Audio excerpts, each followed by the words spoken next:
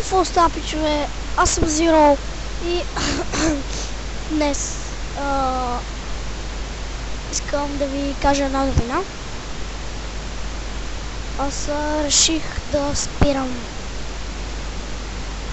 ютубърството. В смисъл, вече няма да правя клипове, поне като ми си платя интернета. Това днеска ми е последния ден, който ще имам интернет. И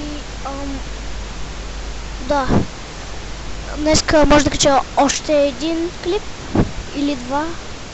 Надявайте се на два, не знам, просто каквото ще правите, но надявам се, че когато свърши интернет ще го полетя скоро, за да мога отново да снимам видеа.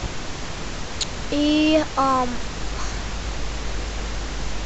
да, за това беше това видео. Да, също и така бих искал да ви кажа, че днес ще има Omegle.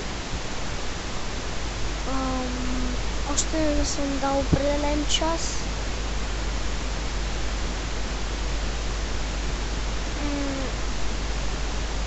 Не знам.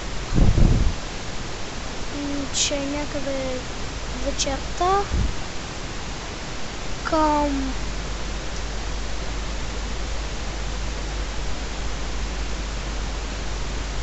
не знам, днес към 9-10 часа там, защото аз тогава ще такова. Значи в 9 или в 10 ще започнем Omegle. Ще бъде на видео.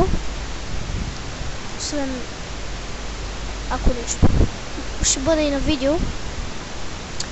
Но съжалявам ако не ме видите, защото може да ми свърши интернета. Не знам дали днес цял ден ще има интернет, но се надявам да има, защото сега, нали, напразно са отишли там и сте ги дали някакви мърсоти, къде има много гадни хора в този сайт Omegle и да. Но мисля да не бъде на видео, защото много ми бъгва. И да, да, в 9 или 10 часа очаквайте ме. Или не ме, не знам. Очаквайте ме, ако щете. Ще има Omegle.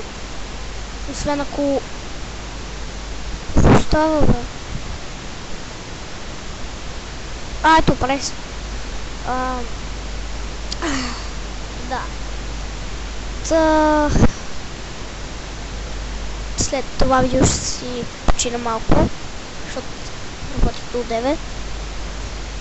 И после мога да кача едно видео с higher или lower. Аз имам вече едно, но още не съм го качил.